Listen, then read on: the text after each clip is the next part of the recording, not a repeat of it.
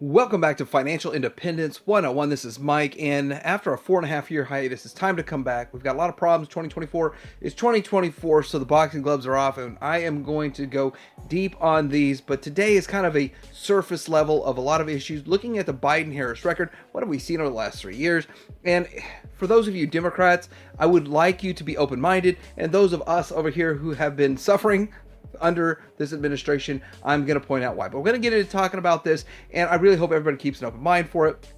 But this is the beginning to launch a series of videos talking about all these things. This is a very important year, and there's a lot of issues to cover. So let's get into all of this coming up. Number one, we need to start by talking about energy. Now, the first thing they did, the first order of business, and this shows June 9th, but they started this as soon as they got into office. This was the shutting down of the Keystone XL pipeline. The problem with that is that this has been something they've been trying to get going for a long time. It would have brought a lot more oil here into Texas, Oklahoma, into refineries, and it would have gotten the price down.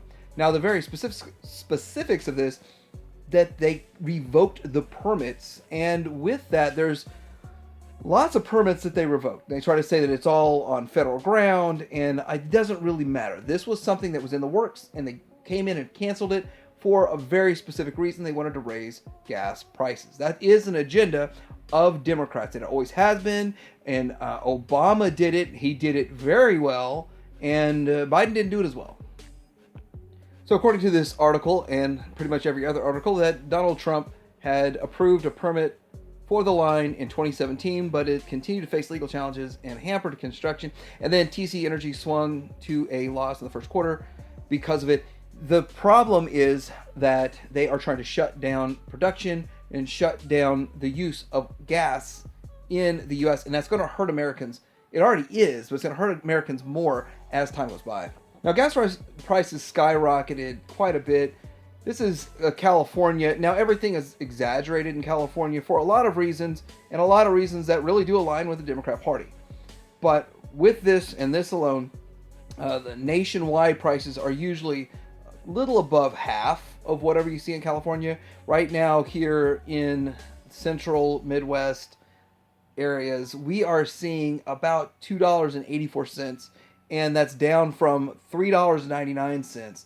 And that's because, well, simply, they've already destroyed the economy. We're going to get into the economy, but the demand has decreased. That's why the price has gone down.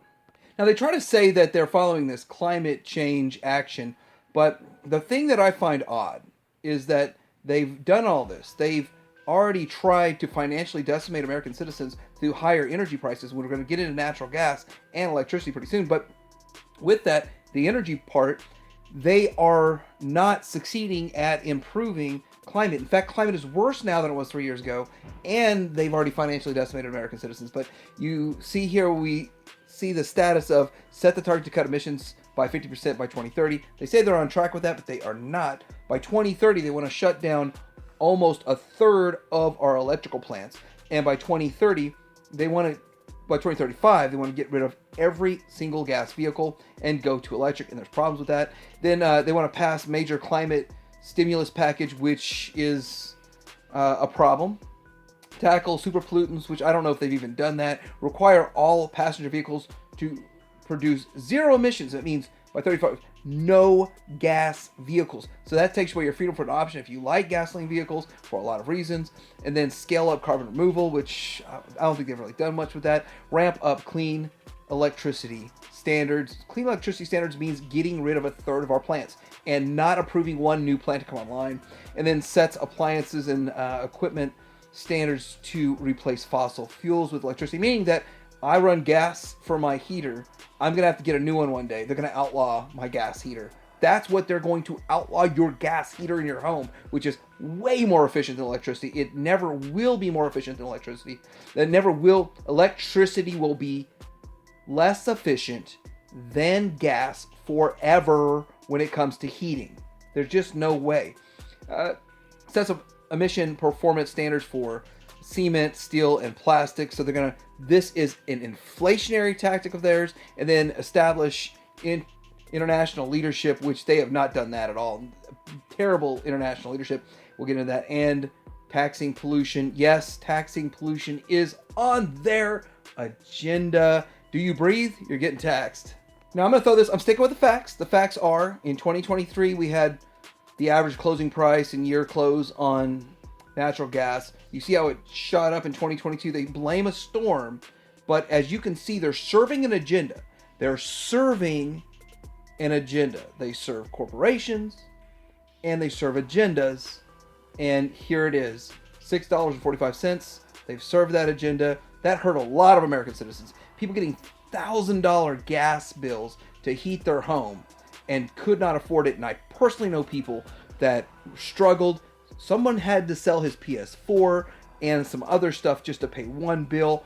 I know this, and I'm out there in the world with these people, listening to these stories every single day. The destructiveness of these terrible policies, they're there. I got to tell you, when you hear the term drill baby drill, it's a short term, meaning repeal all this garbage.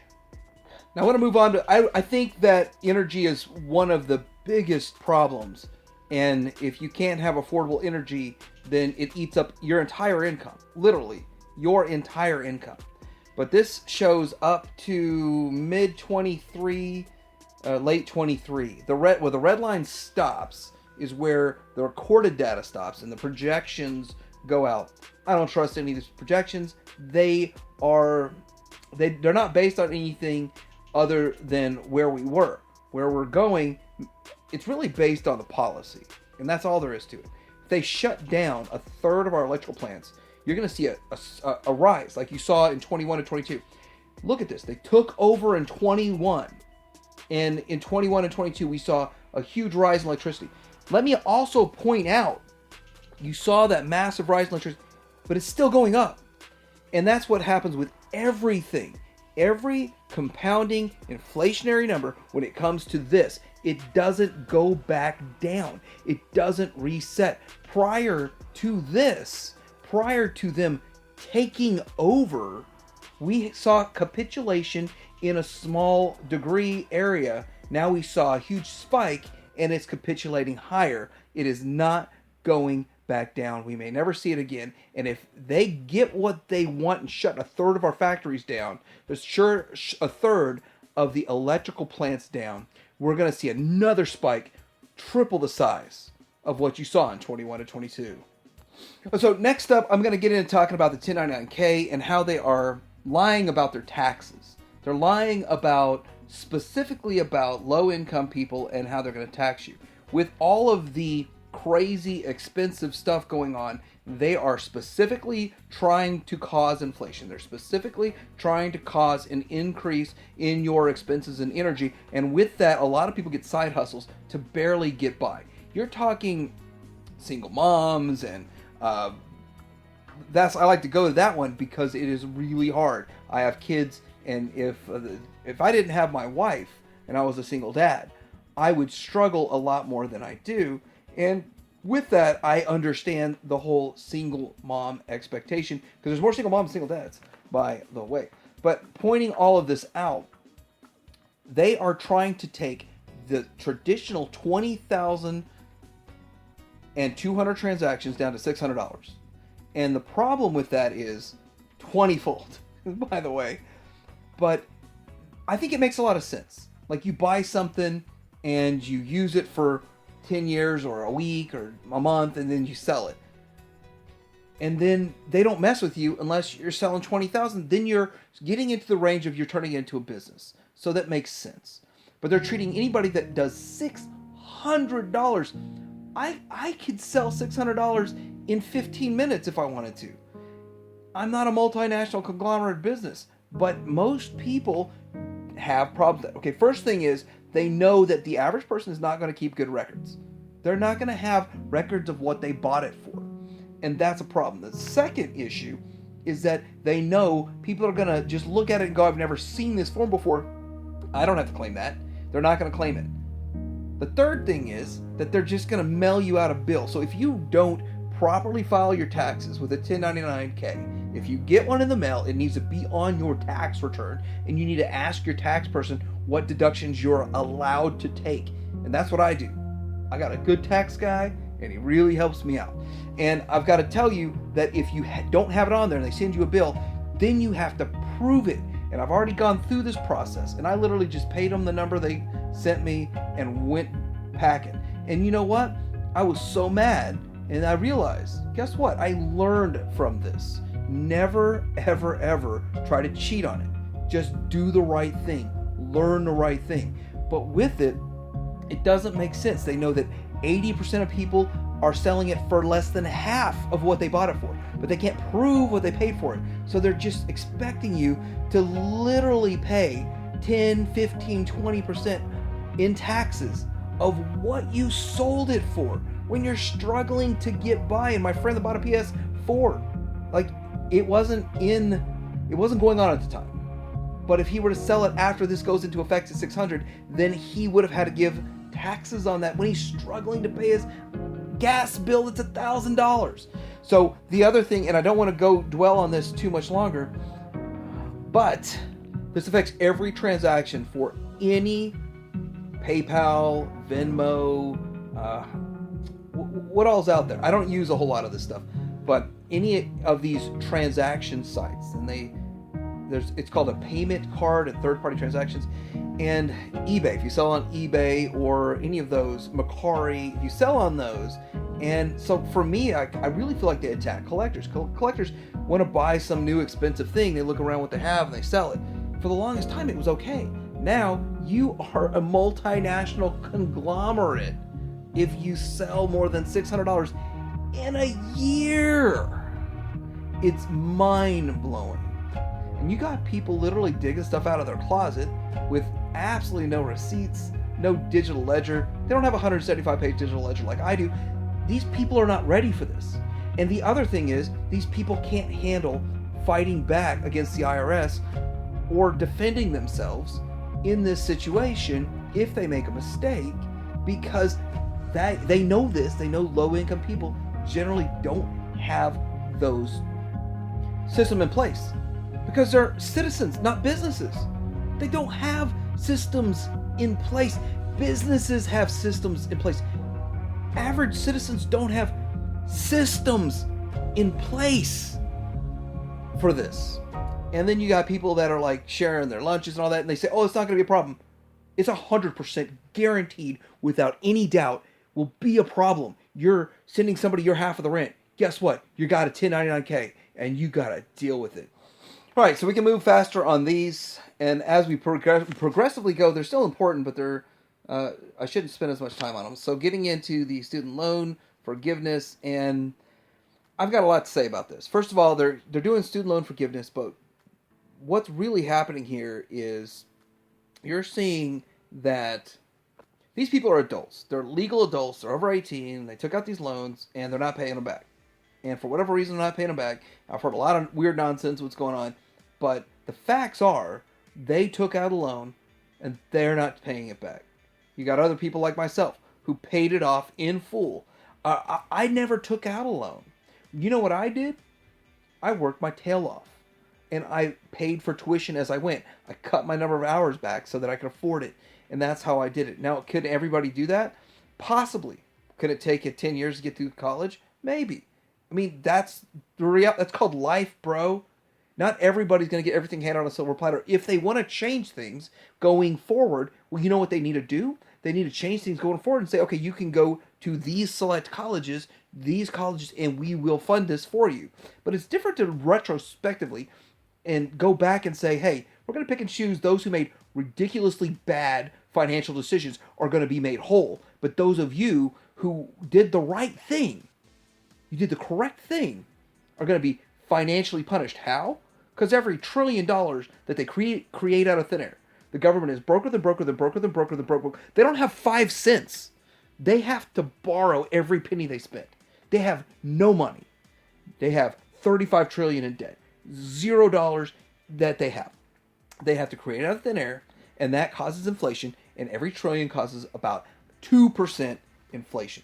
And so with that, getting into this, these adults took out this loan. They were in forbearance from 2020 until, I think, October of 2023. So 3 years, they didn't pay on these loans. They could have paid on these loans. They were not required to pay on these loans. Interest still accrued.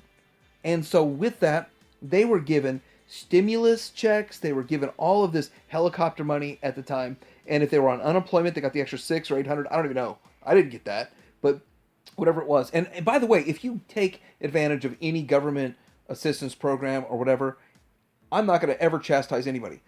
If I was offered money from the government, I will take it. You'd be a fool not to. And if you ever take it, I will never chastise you for taking it because I want my money back. I'm working. It's going to cost me take me 135 years to get the money back I paid to the U.S. government. I want it all back one day, eventually. Anyway, but with that, I've seen a lot of issues. When I was going to college, people with these student loans, they were spending it. They bought a Nintendo 64 and all kinds of other stuff. It's ridiculous that this is allowed. It's ridiculous, but it is something that actually factually happened in front of me in my own two eyes. If I didn't see with my own two eyes, I would have thought it was a lie. I saw it with my own two eyes. They do for all kinds of other stuff. They got this student loan money and they spent it on stuff other than tuition and books. I thought all you could spend it on was tuition and books. And then I said, y'all are not very smart. You're going to have problems. Oh, guess they're all getting paid off now. So good for them. But it's ridiculous, and I get punished for it. People that are responsible get punished, and that's just the way it goes. All right, so February 2nd of 2021, Biden signs executive orders reversing Trump's immigration policies. Now, the problem with this is that they wanted to take down the wall, and they wanted to reverse all of this immigration. Before I talk about immigration, I want to tell you that I would not be here if it wasn't for immigration. My grandmother actually immigrated over here, and she went through the naturalization process. She became a citizen. She's very proud of that. She told me about how proud she was. What's going on right now is two middle fingers, a mockery of what my grandmother legally came over here. It's a mockery of what's going on. I believe that immigration is important, and America is a melting pot, and I'm very happy we have a diverse world, or at least a diverse country. But what's going on right now isn't even fair to the people that are coming over. The people that are illegally entering, they're breaking the law entering. There's 28 points of entry, but they choose to go anywhere other than the legal 28 points of entry. The problem with it is that these people are sleeping on the sides of the road. They were getting put up in, Manhattan suites in New York at first as like a show of come visit us. That's what the Biden administration did. But the problem now is these people are treated like they're scum on the bottom of Democrats' shoes, and Democrats think they're going to vote for them. And now they're trying to pass policies for them to be able to vote, even though they're not citizens yet. There's a lot of stuff to this. These are human beings, and they're being treated like pawns in a chess game, and it's not right. And there's even maps how to get here. There's so much more to this that I'm not going to get into today. No, I'm going to get into it. They're spending their life savings to get over here, and they're not being treated right, but still they're being told to enter illegally, and something is going to happen to the exporting of them and all this kind of stuff. This is terrible. They're being lied to before they come over here, and they're not getting what they want out of it. But then it turns into a whole lot more really bad stuff. So they basically ceased construction on the wall. And the wall's important. I mean, it's not the greatest thing in the world. I mean, obviously, it could be better than, it's more or less a giant fence. But it's humane, and it keeps people out, and it lets them go to one of the 28 points of legal entry and just enter into our country. Why not? Why not legally enter? And if you're an asylum seeker, you literally just have to file for asylum to seek asylum. The problem at the border is from specifically trying to cause this. They specifically wrote policy or redacted policy to cause this situation. And then they step back and act helpless like, oh my gosh, this just happened. No, it didn't just happen. They caused it on purpose. Next, the lawlessness in our country because of Democrat policies. And this is crazy. I mean, some of the stuff that I'm seeing here, I absolutely can't believe it. But they pass all of these policies, and we'll see that here in a bit. But Walmart announces closure of 4 Chicago stores. And this hit a lot of people really hard. And they're trying to say, well, you're shutting these stores down. We don't have the ability to buy. I saw videos where Walmarts were looted in Chicago. They were looted. They were the people going there to shop, the non-criminals showing up to shop for groceries for their family and unable to buy any groceries because it was looted, were crying because they had no other place to go buy their food, and they're going to get shut down. And they basically said in their videos, I understand why Walmart's shutting down. It's the citizens that are doing it. Well, it's not actually the citizens' fault. It's the government. It's Democrat leadership government that is allowing this to happen. And it's happening in New York. It's happening in California. We also have drugstores, CVS, Walgreens, Rite Aid. They're pulling out. And this is years ago, though. I mean, this is years ago. 2023 is when they announced this. But it's been going on since shortly after Democrats took over, started passing these ridiculous policies where they actually allow people to steal up to either $600 or $950. It's a misdemeanor, and they're not even trying them. Oh yeah, you only stole $600 from Walmart. We're not even going to press charges. Try that in my town. So here's an article on the Marshall Project, and it does talk about San Francisco and New York, and it's discussing that this is exacerbated from policies written in 2014. There's a 2014 ballot, misdemeanors for goods valued at less than $950. That's called a smash and grab, and nothing will happen to you. And then the same thing in New York. But it's ridiculous. And this is lawlessness. And yeah, you can say that it's not Biden and Harris. I'm not going to bash either one of them, but it's all Democrat policy. So next we're going to talk about inflation, and I'll admit, let me just get this out of the way. The money that was spent during the COVID-19 was way too much, and it did cause inflation.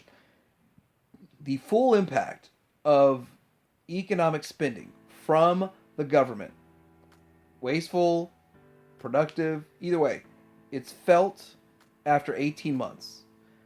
Now, it could be, let's just even say it takes 18 months to work itself out of the system.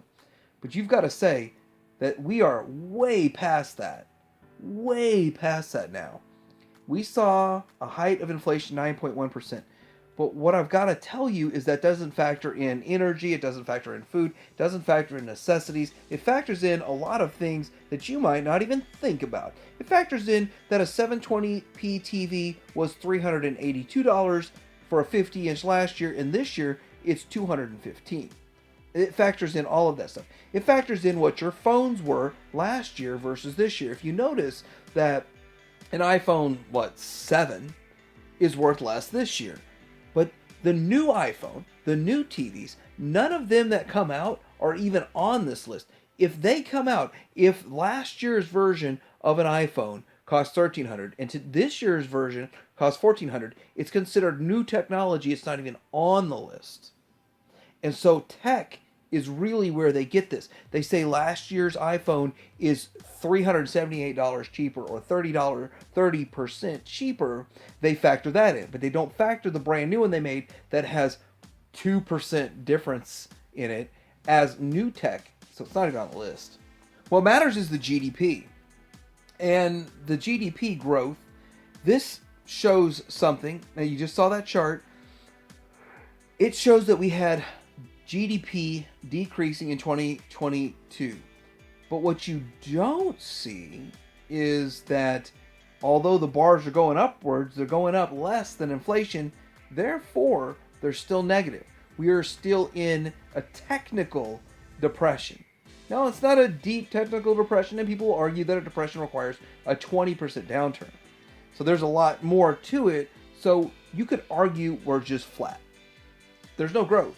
It's flat because the inflation is higher than the GDP growth. But this is also another fabricated number, and I don't trust any of these GDP numbers because I know they've changed it. They don't look at the same way that they looked at it back in the 80s. I'm actually surprised that they show the consumer price index as off the chart. It's off the chart. But the consumer price index is off the chart, and it is a heavily manipulated number. And that's all I'm going to say with that. And they still show it off the chart. Imagine if they were real with you. Let real people, when I personally am paying 30% more for food, I'm paying 50% more for my house insurance this year. I'm paying more and more and more. They're showing a little more. Seriously, if it showed everything's 30% up, this chart would look ridiculous. So I'm going to cover some quick points here. Mass shootings in the U.S. are on the rise. This is part of... I don't even want to get into what this is a part of. They are going after protection devices at your house. So they want to take your guns away. And this is something that blows my mind. It absolutely blows my mind. That they are passing these policies to take guns away. And I'll show a little bit here in a second. But they're showing that they still have record high mass shootings, which the 610 in 2020 actually surprises me a bit, but none of the other ones do. This is terrible. This is terrible. And 90% of the shooters fit an almost exact profile, which is strange. These people are broke. They can't afford anything, but they have a $4,000 arsenal. That surprises me. Or it says 2023. So here's some numbers. In 2023, they had 604, and already this year there's 49. This is terrible. What's the solution? Well, I'm going to tell you right now, guns don't kill people. People kill people. And they will never take protection devices away from people in Texas and Oklahoma. Ever. Ever. And that terrifies Democrats for whatever reason. Here's a nice little graphic that somebody made that was actually trying to promote this. Helps remove firearms from dangerous individuals and narrows the boyfriend loophole. And so this is the harsh, strict rules policy passed for gun regulation as they continue to see more and more shootings. So I'm going to leave this up so you can read it while I talk about the rest of this. They're funding two wars they want to perpetuate. They don't want to end them. They want to perpetuate. They want to start the war in Taiwan. And if you notice that any border proposal includes funding to Taiwan, what that is, the funding to Taiwan is to pick a bone in that Taiwan war. We do not want that to happen. We do not want a war in Taiwan. Wait, Democrats do. And then price controlling drugs, and then finance charges for your credit cards, all that stuff thrown in there. That's when you price fix, then you have shortages. And so what it's going to be is going to be a credit crunch is coming, which it always happens in this part of the finance cycle. And they're going to crash something. It's about to happen. And then last, I want to get into media. I want to say that World News Tonight is the biggest propaganda that we've seen on the planet Earth. There's no larger level of propaganda that has ever been created by any human being in the history of the world. I like David Muir, and I think he's a good person. $141 million a year salary, he just reads his teleprompter. He does his job, he gets paid, he goes home, whatever he does, clears his conscience, but everything on his teleprompter is altered. If Democrats are so good, then why do they have to alter each story 20, 30, even 80% to make Democrats look good and conservatives look bad? Why?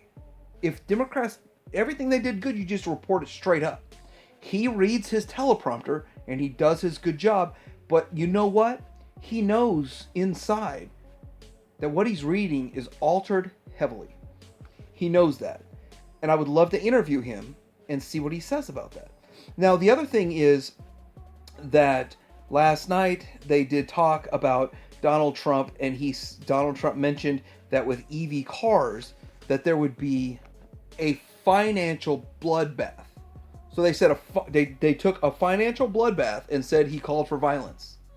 financial bloodbath, because switching to EV only and no gas cars is what he was talking about. They altered the message. I plan to tell you everything, absolutely everything that these people are lying to you about. They are altering the message, and it is a lie. Sometimes it's a lie of omission. Sometimes it's a direct lie. I don't blame David Muir at all. I think he's a really good dude. Really good guy. I blame the Democrats. Alright, so let me know what you think about all of this. I hope it was helpful. And I will be making more of these videos and going deep diving into each one of these topics because there's so much more to say that I didn't touch on. Like, subscribe, and financial independence out.